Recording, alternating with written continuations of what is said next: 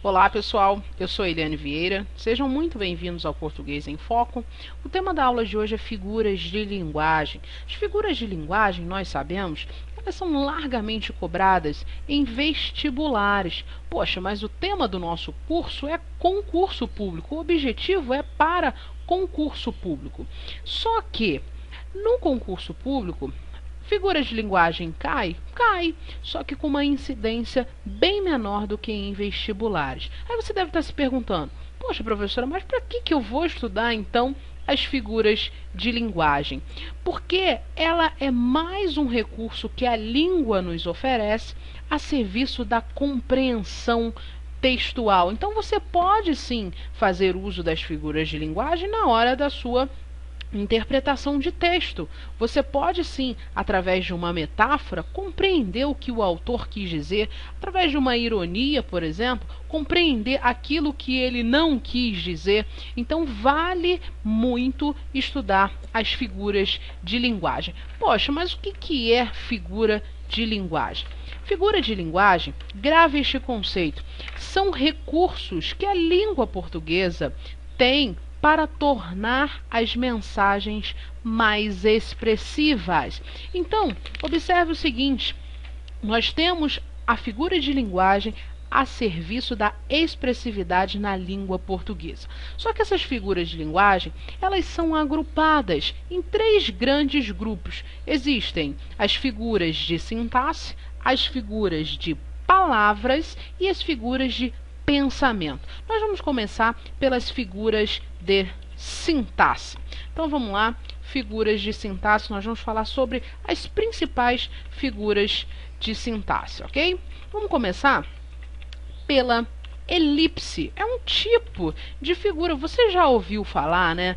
Quando a gente, lá em sintaxe, na própria sintaxe, nós falamos, aqui houve uma elipse, a elipse verbal. Então, a elipse nada mais é do que um recurso expressivo da língua.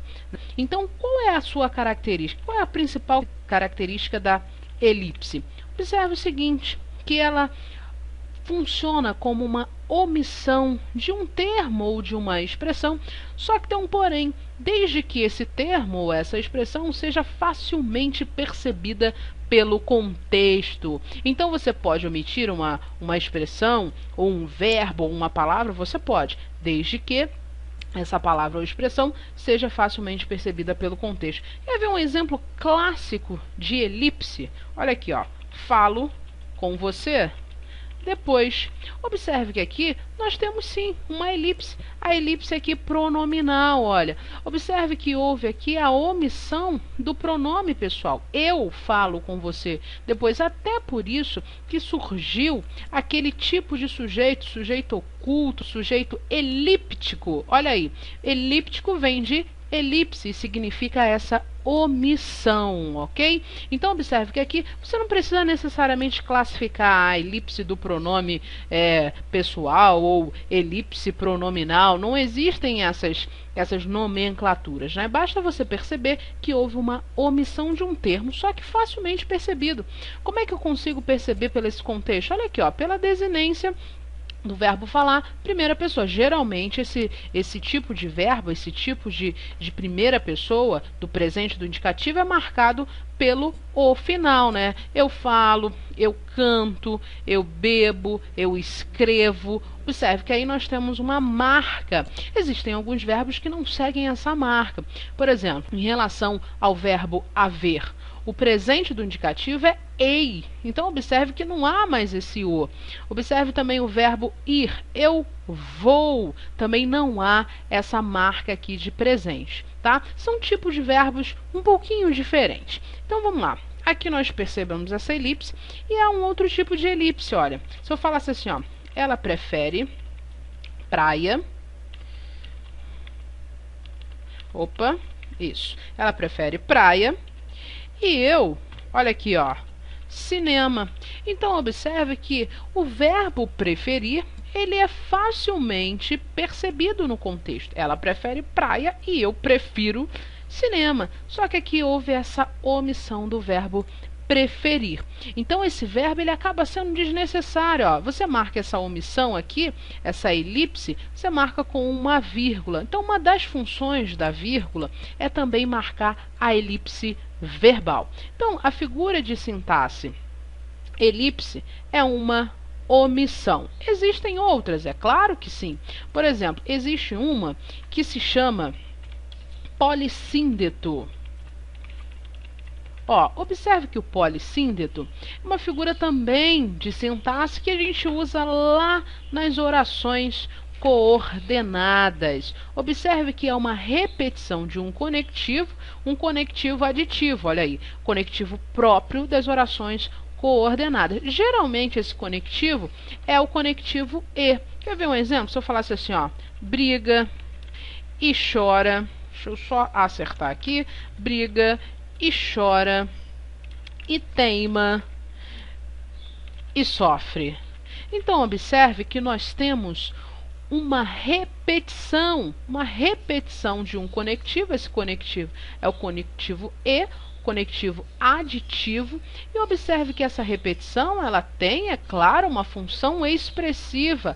Afinal de contas, olha, as figuras de linguagem elas estão a serviço da expressividade da língua, como nós falamos no início desta aula. Então observe que aqui o valor é para enfatizar briga e chora e teima e sofre. Então essa ênfase em relação ao conector é dada pelo polissíndeto. Polissíndeto, pessoal, vai lembrar que síndeto é o conectivo. Tanto é que a oração é coordenada assindética e sindética, ou sindética, né, melhor dizendo. As sindéticas são aquelas que apresentam conectivo, que é o síndeto, e as assindéticas são aquelas que não apresentam conectivo. Então, observe que aqui nós temos uma repetição a fim de dar uma ênfase nesses conectivos, ok? Nós chamamos isso aqui de polissíndeto. É claro que se existe o polissíndeto, também vai existir o assíndeto. O assíndeto é aquela omissão de um conectivo, geralmente conector e.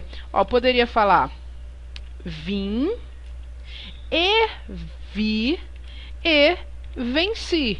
Poderia falar assim? Poderia colocar o conectivo só aqui? Sim. Vim, vi e venci. Só que eu optei por uma omissão. Eu não quis colocar esse conectivo. Então, quando nós temos a omissão do conectivo, nós temos a figura de sintaxe assíndeto. Um outro exemplo, olha aqui, ó. Acordou, tomou o café, saiu. Eu poderia colocar e saiu. Isso é o que a gente põe em geral, né? A gente fala acordou, tomou café e saiu. Mas eu optei por uma omissão. A omissão, a ausência do conector. É um caso típico e clássico de assíndeto. Então, em relação às figuras de sintaxe, eu gostaria de ressaltar hoje essas três. Falei da elipse, falei do polissíndeto e falei do assíndeto. Agora, em relação às figuras de palavras, existem duas que são muito importantes. Quais são essas figuras? Vamos lá, figuras de palavras. É aquela que você conhece, com certeza, que nós chamamos de metáfora. Essa daqui é importantíssima na hora da interpretação textual. Por quê? O que é, na verdade, qual é o conceito de metáfora? O que é uma metáfora, professora? Tantas pessoas falam sobre metáfora, sentido metafórico, mas o que é uma metáfora? Um conceito muito simples, um conceito muito objetivo em relação à metáfora, que você vai pensar o seguinte, que a metáfora é uma associação. Essa associação, ela é geralmente subjetiva. Essa associação é feita entre dois elementos ou duas ideias. Então, recapitulando, é uma associação subjetiva entre dois elementos ou duas ideias. Ah, professora, não entendi nada. Vamos para um exemplo. Claro, o exemplo sempre fica mais fácil. Olha aqui, ó. Paulo, vou começar com um exemplo muito simples, depois a gente vai aprofundando um pouquinho mais. Ó, se eu falasse assim, ó, Paulo é um touro. Vamos lá. Pensa comigo. Primeiro vamos entender a definição. Uma associação subjetiva entre dois elementos ou também duas ideias. Então observe o seguinte, que do ponto de vista lógico, não existe uma associação entre esses dois elementos. Poxa, mas que elemento que você está falando? Estou falando do Paulo e também estou falando do nome touro. Então observe que do ponto de vista lógico não há nenhuma associação. Mas por que que não há? Sabe por quê? Olha só, porque Paulo é uma pessoa, ele não é um touro. Paulo é uma pessoa de carne e osso, vamos dizer assim, e o touro é o touro, um animal. Ponto final. Então, poxa, o que tem a ver o Paulo com touro? Observou, percebeu que não há nenhuma associação do ponto lógico entre Paulo e touro? Só que, algo importante de se falar também em relação a isso. Paulo nunca, em momento algum, vai poder ser um touro. Ele não vai poder se transformar num touro, num animal touro. Isso é do ponto de vista lógico, do ponto de vista denotativo, vamos dizer assim, o sentido mesmo real da palavra, o sentido do dicionário. Só que nós podemos fazer uma associação em relação a Paulo e touro, desde que seja uma associação subjetiva. O que é uma associação subjetiva? O que é subjetivo, professora? Subjetivo, pessoal, vem de sujeito. Sujeito, então é uma associação feita por mim. É feita por mim, é feita pelo sujeito. É algo inerente ao sujeito, por isso subjetiva. Então observe que é uma associação feita por mim. Eu posso achar que ele tem a força de um touro, ele é forte como um touro. Então observe que é uma associação feita por um sujeito, feita por mim. É o meu ponto de vista, ela foi criada por mim. Outra pessoa pode ser que não ache Paulo um touro, ok? Não faça essa associação em relação à força. Então, quando eu digo que Paulo é um touro, eu não estou querendo dizer que ele é um animal. Eu estou querendo dizer que ele tem a sua força, a força do Paulo, pode ser comparada à de um touro. Ele é uma pessoa forte. Então, observe que esses dois elementos, eles são elementos que estão aqui explícitos. E quando isso acontece, os dois elementos da metáfora, eles estão explícitos, nós dizemos que aqui existe uma metáfora impura. É o mesmo que acontece quando você diz assim pro seu namorado: olha, fala pra sua amiga, né, a respeito do seu namorado: olha, ele é um gato. Então você diz, vou até colocar uma exclamação: ele é um gato. Então, para e pensa. Do ponto de vista lógico, você está querendo dizer que o seu namorado, ele é um animal? É claro que não, pessoal. É claro que não. Do ponto de vista denotativo, a gente poderia e, logicamente, pensar acerca disso. Só que nós sabemos que ele, vamos colocar aqui um termo, vou botar Pedro. Pedro é um gato. Digamos que o nome dele seja Pedro. Então, Pedro é um gato. Nós sabemos que Pedro é Pedro e o gato, é o animal. Só que aqui eu quero ressaltar, em relação ao Pedro, eu quero fazer essa associação, porque o gato geralmente é meigo, o gato geralmente é bonito, é elegante. Então eu quero ressaltar, eu quero fazer essa associação, uma associação criada por mim acerca de Pedro e também o gato. Então quando eu digo que Pedro é um gato, o sentido metafórico disso, da associação, é dizer que ele é bonito, que ele é elegante, que ele é meigo. Só que meigo em comparação a um gato. Mas observe que aqui não há o conector comparativo. Por quê? Se aparecer o conector comparativo, trata-se de uma outra figura de palavra que eu vou falar para vocês daqui a pouquinho.